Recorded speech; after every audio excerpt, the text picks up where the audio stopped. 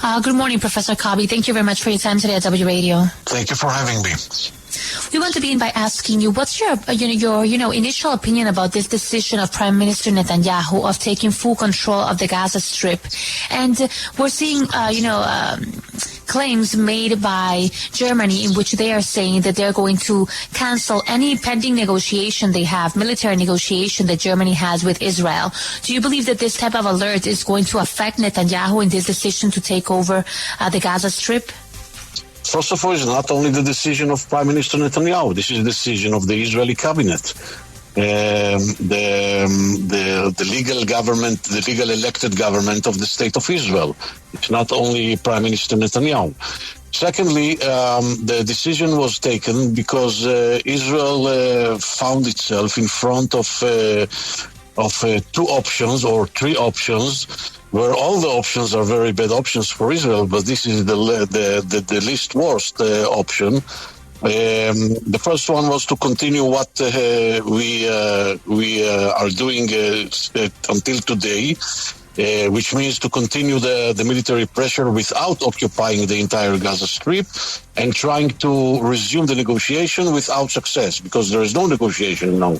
Hamas ran from the negotiations because they have a very good reason not to negotiate, because they get everything that should have been an outcome of the negotiation without negotiation, and they believe that their work and their mission will be accomplished with the help of the international media, the international community, and the internal pressures inside the Israeli society and inside the State of Israel. So this was the first alternative. The second alternative was to surrender to the demands of Hamas, to be defeated by Hamas, and to pay the price which is related to such a defeat in the future to come with regard to the Israeli national security, which means that Hamas will remain as the effective sovereign power in the Gaza Strip, and I'm not sure that all the hostages will be released, because I'm not sure that Hamas is willing to release all of them, and I'm not sure that Hamas is capable to release all of them, because not all of them are in the hands of Hamas.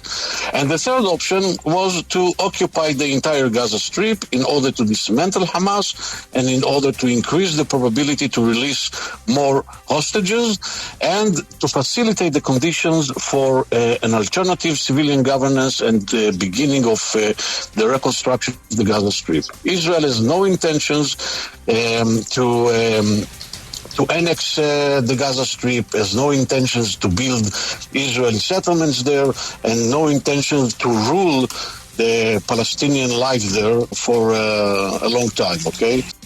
President Trump has said that if the Gaza is occupied by Israel, it's going to be the responsibility of only Israel. Do you believe that Israel is going to keep on counting on the support of the U.S. after this occupation? And if they do, what type of support are they expecting from the U.S.?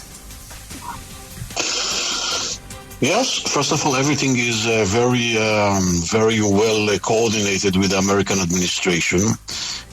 Secondly, when we say occupation of the Gaza Strip, we have to remember that this is going to be a very temporary occupation, okay? We are not talking about a very long time of occupation. The occupation is very limited in time, and it has two objectives or two purposes. The first one, after dismantling Hamas, to prevent Hamas from reconstituting itself.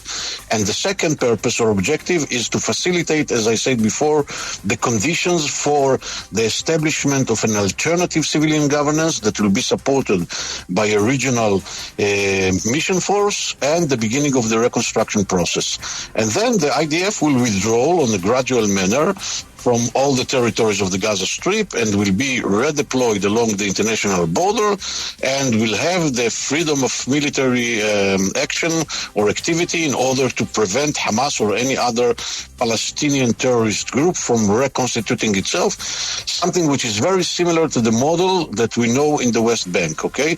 We have an intelligence, we go in order to arrest the terrorists or in order to dismantle the terror infrastructure, and negotiation, we go out. We don't remain in. I think that this is the direction, this is the intention. I think that it is backed by the American administration, and I hope that we will not reach even to the stage of occupying the entire Gaza Strip.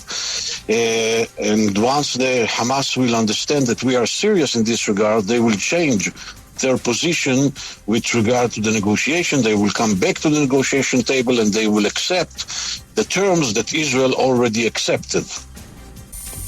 Hamas has said that, going with this offensive is going to sacrifice the hostages. How does Israel react to this and of this threat about losing all the hostages? Well, I think that Israel takes it into consideration. There is no doubt that by launching such an intensive military operation, there is, including the areas where the hostages are captured, are held by Hamas, there is a probability that some of them will be harmed by this military offensive. I do not believe that Hamas is going to harm them, because this is the ultimate asset that they still hold in their hands. This is their insurance policy for their survival. But this is something that we have to take into consideration as well. If the leadership of Hamas will reach to a sort of a very severe despair, and they will decide to die together with the hostages, they might kill the hostages as well.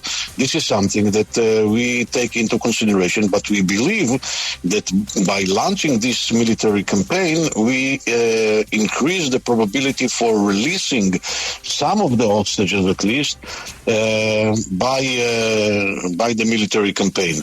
But this is a risk. Undoubtedly, this is a risk. But what is the other option? I mean, the hostages are under a very severe risk even these days, because there is no negotiation, and Hamas does not intend to go back to the negotiation table. So in any case and in any alternative that Israel will choose, the hostages are under a very severe danger. Professor Kobi, so would you say this is promise number what from Prime Minister Netanyahu? Because it's been a year in which he's been saying, okay, so we are there. We have already controlled Hamas. We are taking control. This is finished. Hamas is finished, and nothing has changed. I mean, that hasn't happened. Would you say this is promise number what from Prime Minister Netanyahu? Although I don't speak Spanish, I heard total victory or something like that. That was the term that, or absolute victory. This was the term that was used by Prime Minister Netanyahu at the first beginning of the war. But Prime Minister Netanyahu didn't say that we have full control over Hamas, that we finished Hamas. Not at all. If we would have finished Hamas, there was no need for this military campaign. Hamas still controlled something like 30% of the Gaza Strip, the territory of the Gaza Strip, and controlled the vast majority of the population. And they use their control over the territory and the population in order to reconstitute themselves. It is true that we damaged Hamas very severely. It is true that Hamas is not able now to operate as an organized military form. But they are still able to launch terror and guerrilla campaigns against the IDF. They are still able to feed themselves. They are still able to recruit new youngsters as a cannon flesh. And when I say youngsters, I mean children in the ages of 14 to 16, okay? And they are trying to reconstitute their capacities of self-manufacturing of weapons. And therefore, we didn't finish Hamas. Hamas is not finished yet. And I think that this is the major reason that the Israeli cabinet decided to go for a broader military campaign. Well, thank you so much for your time in the Radio, Professor Kobi Michael. It's been a pleasure having you today in our show. Thank you. Bye-bye.